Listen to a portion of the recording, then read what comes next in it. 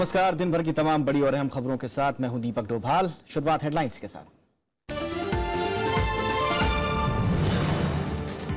कर्मचारियों की हड़ताल से लड़खड़ाई बैंक सेवाएं। नोटबंदी के दौरान काम के लिए मांगा ओवरटाइम। कर्ज वसूली के लिए सख्ती की मांग।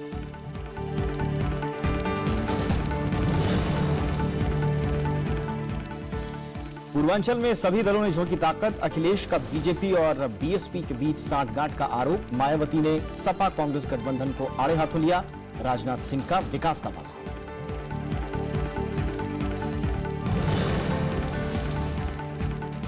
इम्फाल रैली में राहुल गांधी ने की नगा समझौता सार्वजनिक करने की मांग। बीजेपी अध्यक्ष के मणिपुर सरकार पर भ्रष्टाचार के आरोप। कांग्रेस के विरोध में आया यूनाइटेड नगा काउंसिल।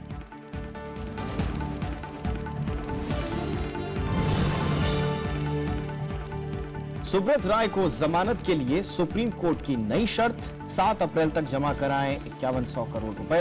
विजय माल्या की 4200 करोड़ की संपत्ति होगी जब्त।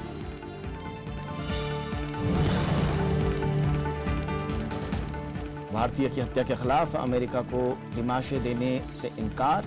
विदेश मंत्रालय ने कहा ट्रंप प्रशासन ने तुरंत की कार्रवाई। हैदराबाद में श्रीनिवास कोचिबोतला का अंतिम संस्कार।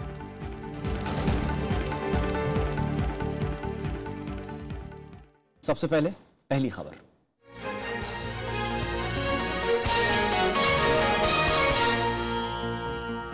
सरकारी बैंकों के कर्मचारी आज हड़ताल पर रहे। इससे बैंकों में सामान्य कामकाज पर असर पड़ा। कर्मचारी नोटबंदी के दौरान लिए गए ज्यादा काम का मुआवजा मांग रहे हैं। साथ ही बैंकिंग क्षेत्र में सुधार का विरोध कर रहे हैं। बैंक यूनियनें डूबे हुए कर्ज की वसूली के लिए कड़े प्रावधान चाहती हैं। बैंकों के बाहर अपनी मांगों के समर्थन में नारेबाजी करते कर्मचारी। मंगलवार को देश के सरकारी बैंकों में हालात ऐसे ही रहे।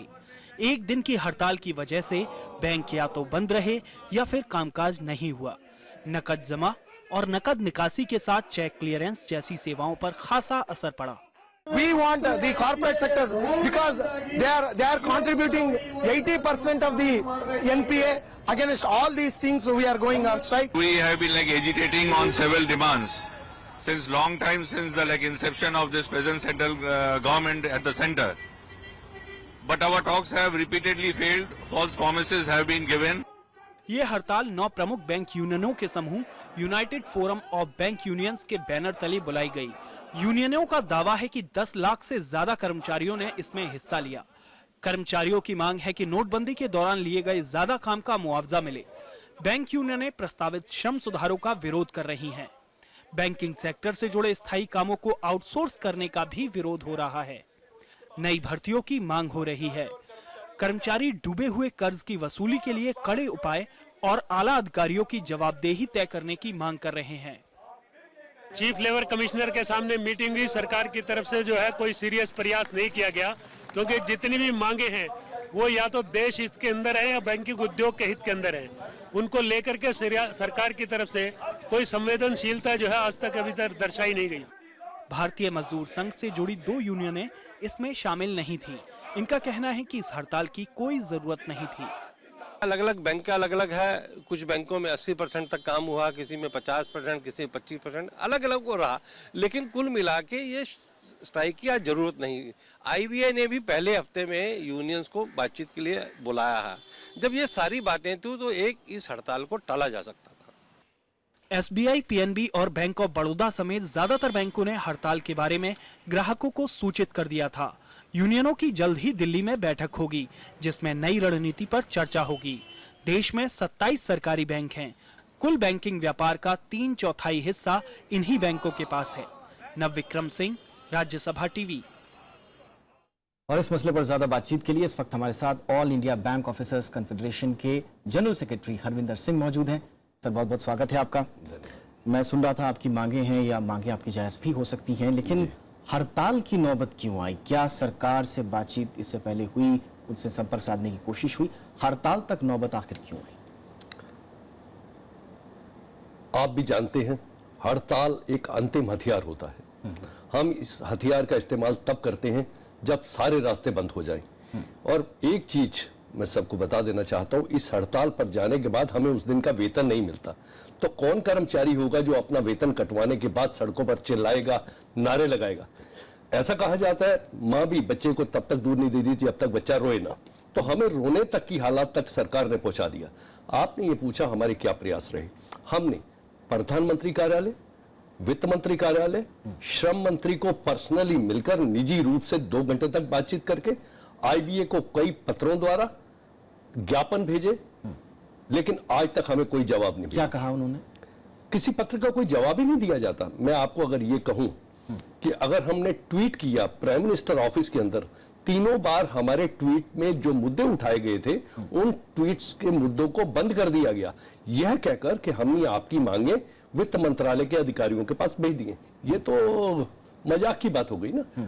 अगर वित्त मंत्रालय ने हमारी बात नहीं सुनी तो हमने प्रधानमंत्री कार्यालय के दरवाजे खटखटाए और हमारे मुद्दों को बंद कर दिया जाता है। 3 बार हमने उनसे कहा हम आपसे कुछ अपेक्षा करते हैं, हम उत्तर की मांग करते हैं, लेकिन आज तक हमें कोई उत्तर नहीं मिला। लेकिन श्रम मंत्री महोदय दत्तात्रेय जी को हम जाके मिले, वो उन्होंने कर्टसी दिखाई, हमसे बातचीत की। वहां के अधिकारी एडिशनल सेक्रेटरी से हमारी 2 घंटे तक बातचीत हुई। उन्होंने हमें आश्वस्त किया कि ये 4-5 मुद्दे जो भी हमने उनके साथ डिस्कस किए थे, ये बैठक हमारी 28 नवंबर को हुई थी। हमें लगा कि शायद हमारी सुनवाई हुई, लेकिन श्रम मंत्रालय की ओर से भी जो आश्वासन दिए गए उनको भी पूरा नहीं किया गया। सर एक बड़ा इंटरेस्टिंग मैं आपसे जानना चाहूंगा, बड़ा महत्वपूर्ण भी है ये देश के लिए, एनपीए का मुद्दा हमेशा उठता रहा है। आपने अपनी मांगों में एनपीए को लेकर बड़े मुखरता से ये बात बोली है, सरकार भी कहती रही है एनपीए को लेकर वो भी चिंतित है। बैंक की बात हुई है अभी, तो इस वक्त सरकार का इसको लेकर क्या रुख है? जब बैंक्स भी तैयार है, सरकार भी तैयार है, तो फिर डेडलॉक कहां है? बैंक और सरकार तैयार होते तो ये मुद्दा 2001 में सेटल हो चुका होता। All India bank officers confederation, जिसके 3 लाख सदस्य हैं, हमने मुखर तौर से ये डिमांड 2001 से 15 साल से उठाते आ रहे हैं। हम दूरगामी एक संगठन है। हमें मालूम है कि अगर ये देश की आम जनता की हार्ड अर्न्ड मनी जो ऋण के रूप में दी गई है वापस नहीं आएगी, तो बैंक, पब्लिक सेक्टर बैंकों को खामियाजा भुगतना पड़ेगा। हमने कई सुझाव दिए, हमने सिर्फ मांग नहीं रखी, हमने सुझाव दिए किन किन कानूनों में क्या क्या बदलाव किया जाए। अगर विलफुल डिफॉल्टर है उसको सिविल केस में नहीं, क्रिमिनल केस में उसके अगेंस्ट एक्शन लिया जाए। हमने उनसे मांग की विलफुल डिफॉल्टर को बंद किया जाए जेलों के अंदर। हमने मांग की उनको संसद के अंदर, असेंबलीज के अंदर टिकट न देकर उनके इलेक्शन पर रोक लगाई जाए। हमने और 2-3 जो डीआरटी है, तो आप ये आरोप लगा रहे हैं, एक्ट है, इनमें बदलाव का कोई भी काम आज तक सरकार ने किया नहीं। तो आप ये आरोप लगा रहे हैं कि बैंक्स के जो संगठन है, आप जैसे संगठनों ने सरकार को पूरा रोड मैप दिया हुआ है, लेकिन सरकार कुछ नहीं कर रही है। ये हमने सब ये रिकॉर्ड पर रखा है, बार बार बुकलेट छापकर जनता को जागृत कर, हमने नुक्कड़ नाटक द्वारा देश की जनता को जागरूक किया कि ये आपका पैसा कमाया हुआ है, बैंकों में जमा है, ये हम कर्ज के रूप में दे रहे हैं, अगर ये वसूला नहीं जाएगा तो बैंक घाटे में जाएंगे। ये देश के बैंक है, हमारा इस देश की जनता और इस देश के साथ लगाव है। हम चाहते हैं कि ये रिकवरी जल्दी हो। बहुत संक्षेप में आगे की रणनीति अब क्या होगी? देखिए, हमारे इतने सारे मुद्दे हैं जो, और ये भी मुद्दे जैसा अभी आपने देखा, हमारे सभी नेताओं ने ये मुद्दे उठाए कि अगर बैंकों से विमुद्रीकरण की बात की गई, विमुद्रीकरण हमने किया, हमने उस समय कोई क्वेश्चन नहीं रेज किया, क्योंकि हम पब्लिक सेक्टर बैंक है, सरकार जो नीति करेगी हम उसका अनुसरण करेंगे, उसको लागू करेंगे।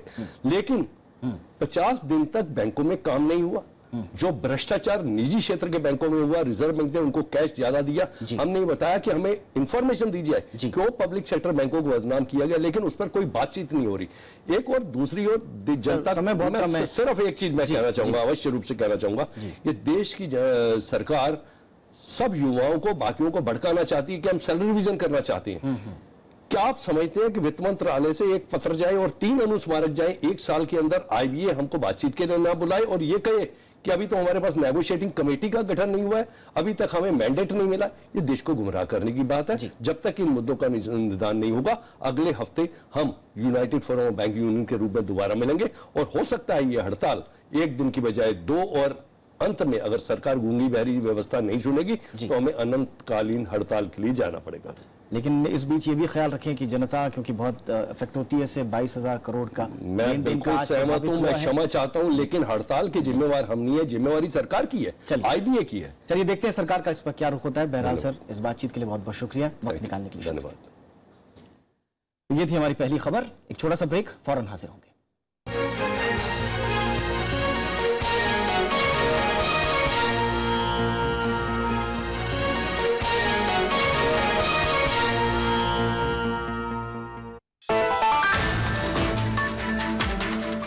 सार्वजनिक क्षेत्रों के बैंकों की हड़ताल, बैंकिंग सिस्टम में सुधारों का विरोध, मुआवजा, वेतन संशोधन, पेंशन योजना में सुधार की मांग। देखिए देश देशांतर आज रात 8:30 बजे।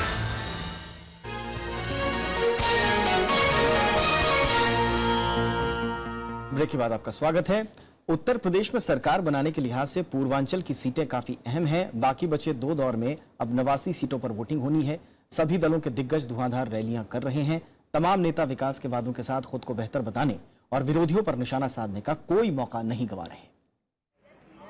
उत्तर प्रदेश में 403 में से 313 सीटों पर मतदान का काम पूरा हो गया है। अब 2 दौर में पूर्वांचल की 89 सीटों के लिए सभी दलों ने पूरी ताकत झोंक दी है। समाजवादी पार्टी के अध्यक्ष अखिलेश यादव ने आजमगढ़ में कई रैलियां की। उन्होंने बीजेपी के साथ ही बीएसपी पर भी जमकर निशाना साधा। पहले तो प्रधानमंत्री जी उनकी पार्टी के लोग कहते थे कि 300 सीटें जीत करके आ रहे हैं। पता नहीं बहु आते आते तक कहने लगे कि गठबंधन की सरकार बनने जा रही है। और आजमगढ़ इसलिए नहीं आए कि वो जानते हैं 10 की 10 सीटें साइकिल के संग जाने वाली हैं। बीएसपी प्रमुख मायावती ने मऊ और गाजीपुर में रैली कर विरोधियों पर तंज कसा।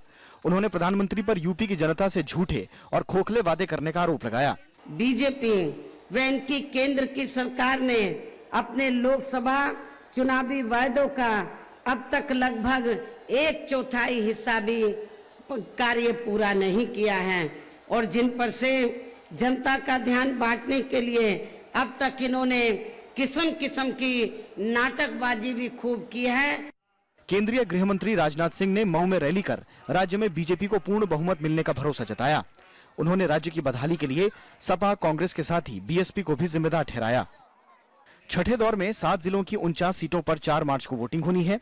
इनमें आजमगढ़, गोरखपुर, बलिया, कुशीनगर, देवरिया, महाराजगंज और मऊ जिले की सीटें शामिल हैं। 2012 की बात करें तो इनमें से 27 सीटों पर समाजवादी पार्टी को जीत मिली थी। बीएसपी 9, बीजेपी 7, कांग्रेस के खाते में 4 सीटें गईं। वहीं 2 सीटें अन्य के खाते में गईं। 7वें और आखिरी दौर में जौनपुर की 9, वाराणसी की 8, गाजीपुर की 7 सीटों पर वोट डाले जाएंगे।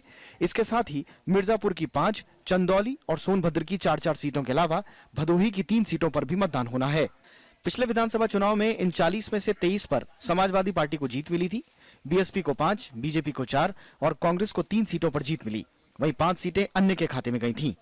Bureau report, Rajya Sabha TV. Congress उपाध्यक्ष राहुल गांधी ने केंद्र सरकार पर मणिपुर की जनता की उपेक्षा करने का आरोप लगाया है। पूर्वी इंफाल में रैली कर राहुल गांधी ने कहा कि नगा करार से जुड़े तथ्यों को राज्य की जनता के सामने रखा जाना चाहिए। उधर इंफाल में बीजेपी अध्यक्ष अमित शाह ने राज्य की कांग्रेस सरकार को हर मोर्चे पर विफल बताया। कांग्रेस उपाध्यक्ष राहुल गांधी ने मंगलवार को पूर्वी इंफाल में रैली की। उन्होंने प्रधानमंत्री पर मणिपुर की जनता से नगा समझौते से जुड़े तथ्यों को छिपाने का आरोप लगाया। उन्होंने कहा कि केंद्र सरकार स्थानीय लोगों की भावनाओं का सम्मान नहीं कर रही है। विधानसभा चुनाव के ऐलान के बाद किसी सीनियर कांग्रेस नेता की ये मणिपुर में पहली रैली थी। आप अकॉर्ड की बात कर रहे हैं, ये तो बताइए ये अकॉर्ड है क्या? इसमें आपने क्या साइन किया, क्या नहीं साइन किया है, क्या दिया है, क्या नहीं दिया है, ये किसी को नहीं मालूम, ये सिर्फ मोदी जी को मालूम है। उधर इंफाल में चुनावी सभा को संबोधित करते हुए बीजेपी अध्यक्ष अमित शाह ने सत्ताधारी कांग्रेस सरकार पर भ्रष्टाचार के आरोप लगाए। उन्होंने कहा कि मुख्यमंत्री इबोबी सिंह की वजह से मणिपुर के संसाधनों का सही तरीके से इस्तेमाल नहीं हो पा रहा।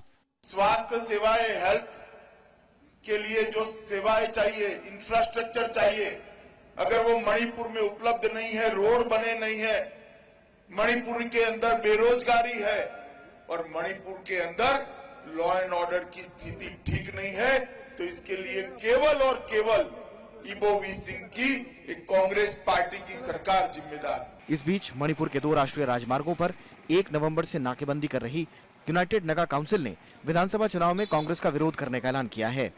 मणिपुर की 60 विधानसभा सीटों पर 2 चरणों में मतदान होना है। 4 मार्च को 38 जबकि 8 मार्च को 22 सीटों पर वोट डाले जाएंगे। कांग्रेस उपाध्यक्ष राहुल गांधी ने सीधे सीधे प्रधानमंत्री नरेंद्र मोदी पर सवाल दागा और उन्होंने कहा कि जो भी वादे प्रधानमंत्री नरेंद्र मोदी ने मणिपुर के साथ किए हैं उन वादों को पूरा नहीं किया गया है। राहुल गांधी ने मणिपुर की भौगोलिक एकता की भी बात कही और कहा कि कांग्रेस इस एकता को हमेशा बचा कर रखेगी। अब देखना यह है कि आगे आने वाले चुनावों में किस तरीके से ये वोटरों को प्रभावित करते हैं। राज्यसभा टेलीविजन के लिए कैमरा प्रशांतों के साथ इम्फाल से अखिलेश सुमन। रामजस कॉलेज मामले में छात्र संगठन आईसा ने दिल्ली विश्वविद्यालय में आज जुलूस निकालकर विरोध जताया। इसमें वाम दलों के कई नेता भी पहुंचे। वहीं गुरमेहर कौर को धमकी मामले में अरविंद केजरीवाल ने दिल्ली के उपराज्यपाल से मुलाकात की। मानवाधिकार आयोग ने भी 22 फरवरी के मामले को लेकर दिल्ली पुलिस को नोटिस जारी किया है। रामजस कॉलेज हिंसा के बाद दिल्ली विश्वविद्यालय के नॉर्थ कैंपस में प्रदर्शन और विरोध जारी है। मंगलवार को छात्र संगठन आईसा ने खालसा कॉलेज से आर्ट्स फैकल्टी तक मार्च निकाला। इसमें सीपीएम महासचिव सीताराम येचुरी, जेडीयू नेता केसी त्यागी, जेएनयू छात्र संघ के पूर्व अध्यक्ष कन्हैया कुमार समेत कई लोग शामिल हुए। हालात को देखते हुए कैंपस में भारी संख्या में पुलिस बल तैनात किया गया है। लेफ्ट वर्सेस राइट की लड़ाई नहीं है, ये कॉमन स्टूडेंट्स आज सॉलिडारिटी में आए हैं। वो इस मान से आए हैं कि हम कैंपस में गुंडागर्दी होलिगारिज्म नहीं सहेंगे। एनएसयूआई के छात्र भी विश्वविद्यालय में भूख हड़ताल पर हैं। एबीवीपी भी 2 मार्च को विश्वविद्यालय में प्रदर्शन करेगी। 2 सेशन हुए इस सेमिनार के, हमने सिर्फ, और वो भी क्योंकि रामजस के विद्यार्थियों ने शुरू किया, उसके बाद हमने उन्हें ज्वाइन किया, दूसरों ने भी उन्हें ज्वाइन किया। निश्चित रूप से उमर खालिद जैसे देशद्रोही जहां भी कैंपसों में आएंगे हम उनका विरोध करेंगे। पुलिस ने गुरमेहर कौर को धमकियां मिलने के मामले में केस दर्ज किया है। दिल्ली के मुख्यमंत्री अरविंद केजरीवाल और कांग्रेस उपाध्यक्ष राहुल गांधी ने ट्वीट करके गुरमेहर का समर्थन किया। अरविंद केजरीवाल ने उपराज्यपाल अनिल बैजल से मुलाकात की। जिन लोगों ने भी ये मारपीट की है उन लोगों के खिलाफ सख्त से सख्त कार्रवाई की जाए, उनको गिरफ्तार किया जाए। किस्म की नफरत की राजनीति, गुंडागर्दी की राजनीति, मारपीट की राजनीति बीजेपी वाले देश भर में करने की कोशिश कर रहे हैं। हम बोलने की आजादी का पूरा सम्मान करते हैं, लेकिन देश में बड़ा सवाल यह है क्या बोलने की आजादी के नाम पर देश को तोड़ने के अभियान चलाया जाएगा। पिछले हफ्ते रामजस कॉलेज में एक सेमिनार में उमर खालिद और शहला रशीद को बुलाने पर एबीवीपी ने आपत्ति जताई थी और उसके बाद छात्रों के बीच मारपीट हुई थी। अनु दीवान के साथ प्रणव गोस्वामी, राज्यसभा टीवी। विशेष अदालत ने प्रवर्तन निदेशालय के कारोबारी विजय माल्या की 4200 करोड़ की संपत्ति जब्त करने के आदेश को मंजूर कर लिया है। अब ईडी इस संपत्ति की जब्ती शुरू करेगा। पिछले साल सितंबर में प्रवर्तन निदेशालय ने मनी लॉन्ड्रिंग कानून के तहत इस बारे में आदेश जारी किया था। इसमें विजय माल्या के फार्म हाउस समेत कई संपत्तियां, शेयर, एफडी को जब्त करने का आदेश दिया गया था। विजय माल्या फिलहाल ब्रिटेन में रह रहे हैं। उन पर विभिन्न बैंकों का 9000 करोड़ रुपए का बकाया है। और उधर सुप्रीम कोर्ट ने सहारा प्रमुख सुब्रत रॉय की पैरोल 17 अप्रैल तक बढ़ा दी है। साथ ही जमानत के लिए सहारा को 7 अप्रैल तक 5092 करोड़ रुपए जमा करने को कहा है। कोर्ट ने सहारा समूह को प्रॉपर्टी बेचने के लिए भी अप्रैल तक का समय दे दिया है। सहारा ने 15 प्रॉपर्टी की लिस्ट सुप्रीम कोर्ट को सौंपी थी। कोर्ट ने इसमें से 13 संपत्तियों को बेचने की मंजूरी दी। इससे पहले सुप्रीम कोर्ट ने 6 फरवरी को सहारा समूह की एमबी वैली को जब्त करने का आदेश दिया था। नोटबंदी का विकास दर पर ज्यादा नकारात्मक असर नहीं दिख रहा है। केंद्रीय सांख्यिकी संगठन यानी सीएसओ की ओर से आज जारी जीडीपी के अनुमान में यह तस्वीर सामने आई है। सीएसओ को उम्मीद है कि पिछले साल अक्टूबर से दिसंबर के बीच अर्थव्यवस्था 7% की दर से आगे बढ़ेगी। देश में 8 नवंबर को नोटबंदी लागू होने का ऐलान हुआ था। चालू वित्त वर्ष में जीडीपी की विकास दर 7.1% रहने का अनुमान है। कृषि और उससे जुड़ा क्षेत्र 4.4% की दर से आगे बढ़ेगा, जो पिछले वित्त वर्ष के मुकाबले 0.8% ज्यादा है। और आंकड़े के हिसाब से जो ग्रोथ प्रोजेक्शन है इस साल का, जो ग्रोथ 16-17 का, वो 7% से ऊपर है। और जहां तक डिमोनेटाइजेशन का सवाल है, डिमोनेटाइजेशन का जितना हद तक लोग मतलब कह रहे थे कि डिमोनेटाइजेशन का नेगेटिव इम्पैक्ट आएगा जीडीपी के ऊपर, उस तरह का कोई नेगेटिव इम्पैक्ट नहीं है। ग्रोथ में सुस्ती देखने को मिली है। जनवरी में कोर सेक्टर की ग्रोथ घटकर 3.4% रही है। यह बीते 5 महीने का सबसे कम विकास है। दिसंबर में कोर सेक्टर का विकास 5.6% रहा। रिफाइनरी प्रोडक्ट, उर्वरक और सीमेंट के उत्पादन में गिरावट की वजह से ऐसा हुआ है। 8 बुनियादी उद्योगों में कोयला, कच्चा तेल, प्राकृतिक गैस, रिफाइनरी उत्पाद, उर्वरक, इस्पात, सीमेंट और बिजली आते हैं। जनवरी में रिफाइनरी प्रोडक्ट के उत्पादन में 1.5% की कमी आई है। वहीं उर्वरक में 1.6, जबकि सीमेंट में 13.3% की गिरावट देखी गई। कुल औद्योगिक उत्पादन में इन बुनियादी उद्योगों का हिस्सा 38% है।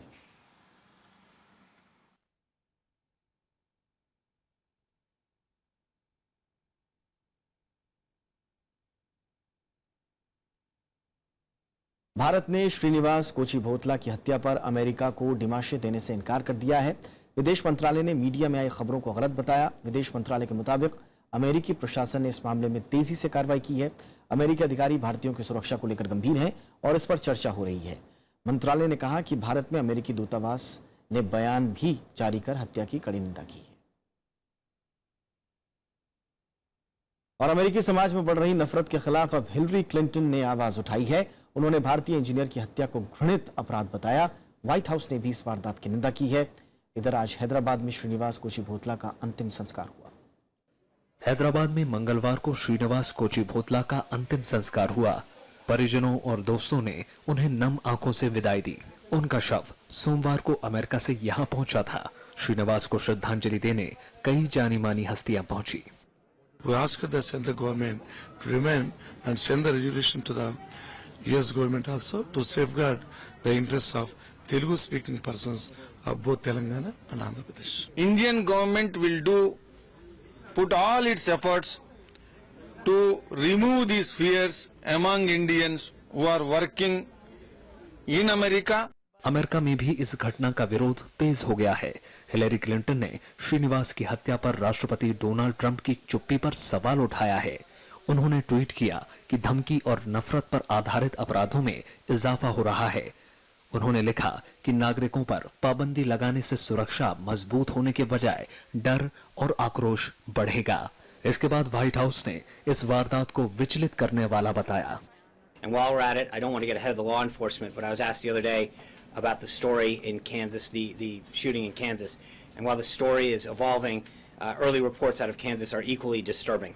इस बीच श्रीनिवास कोचीभोतला की हत्या करने के आरोपी एडम पुरिंटन की सोमवार को कोर्ट में पेशी हुई। उस पर हत्या और हत्या की कोशिश का आरोप है। जांच में FBI स्थानीय पुलिस की मदद कर रही है। बीते बुधवार को पुरिंटन ने 2 भारतीयों समेत 3 लोगों पर गोली चलाई। इसमें श्रीनिवास की मौत हो गई, जबकि आलोक मदासानी और इयन ग्रिलॉड जख्मी हो गए। Bureau report, Rajya Sabha TV. वैज्ञानिक विशेष रूप से सक्षम लोगों की शारीरिक कमियों को दूर करने की कोशिश में लगे हुए हैं। इसमें ऑपरेशन के जरिए दूसरे लोगों की हड्डियों का इस्तेमाल हो सकता है। विज्ञान दिवस के मौके पर जवाहरलाल नेहरू विश्वविद्यालय में इस बारे में कार्यक्रम का आयोजन किया गया। विज्ञान दिवस पर JNU में हुए सेमिनार में देश के जाने माने चिकित्सकों ने हिस्सा लिया। इसका मकसद विशेष रूप से सक्षम लोगों की जिंदगी आसान बनाना है। एम्स के हड्डी रोग विभाग के प्रमुख डॉक्टर राजेश मल्होत्रा ने कहा कि दूसरे अंगों के साथ ही हड्डियों के दान को बढ़ावा दिया जाना चाहिए। हमारी कोशिश होती है जो भी ऐसी चीज़ हो, नई टेक्नोलॉजी हो जिससे पेशेंट को बेनिफिट मिल सके। तो उसमें अब बोन बैंकिंग है, अब हमारे यहाँ चलती है। तो किसी को भी, और बोन बैंकिंग में जैसे अगर पेशेंट की अगर आधी हमने कूल्हे की हड्डी या कोई हड्डी भी लगा दी है, पेशेंट का एक भी पैसा उस पर खर्च नहीं होता, पेशेंट को कुछ नहीं पे करना पड़ता है। विज्ञान और प्रौद्योगिकी विभाग के सचिव ने कहा कि तकनीक और मशीनें विशेष रूप से सक्षम लोगों के लिए मददगार साबित हो रही हैं।